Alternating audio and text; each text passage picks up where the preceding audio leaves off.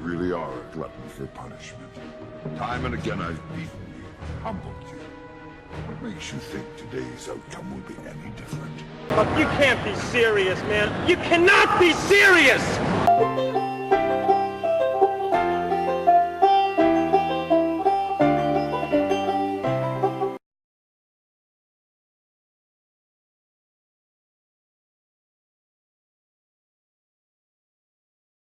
You lie more than the government does!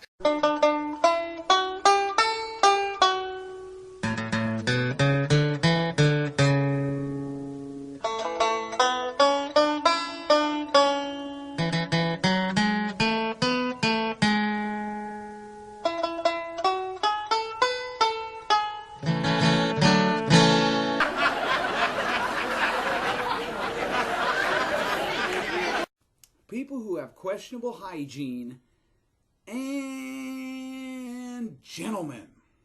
Today we're going to focus on No Reference Rants' apparent misconception regarding the alleged confusion of the compiler of the Pentateuch, Moses, concerning Genesis. Brownie thinks he has a zinger. This man who allegedly studied the Bible for 50 years thinks Genesis made a boo-boo in its classification of the sun and the stars. Did Brownie even bother to look up the Hebrew term or terms translate sun or stars? No, he did not. I'm not going to tell him what the words are just in case he uploads a response to this, as he'll be woefully confused and likely make more mistakes. The word translated sun is used some 134 times in the Old Testament.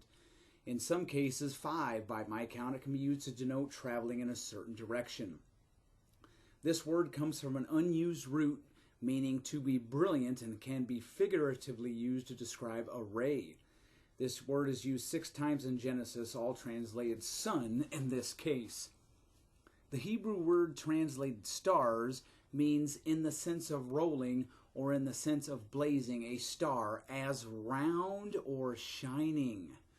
One of the likely prime roots of this word means to prick or penetrate, to blister. This particular Hebrew word translating stars in the Old Testament is used some 38 times. Only an idiot who has never studied the Bible for even 50 minutes, let alone 50 years, could look upon these terms and conclude that Genesis was errant because it thinks the sun isn't a star. Only if you're a moron and you're looking at it through Western eyes. I guess Old Fart Rants will be accosting every person who ever uses the terms sunrise and or sunset, because those are unscientific terms, but they are embedded in our culture.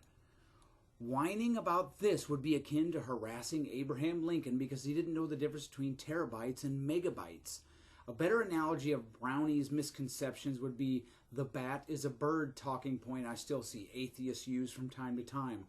Only if you failed to look at the Hebrew terms would one come to that conclusion. In closing, I have a book Brownie should read, but I wager it's way over his head. It's obvious from this response and my previous responses, I studied this stuff more in my first 25 years than he has in 80. If you can't afford a copy of this Old Fart Rants, I'll be more than happy to send one to you, and you can use it as a paperweight, which is what you do with all your books. Have a nice day, and don't thank me now for correcting you, old man.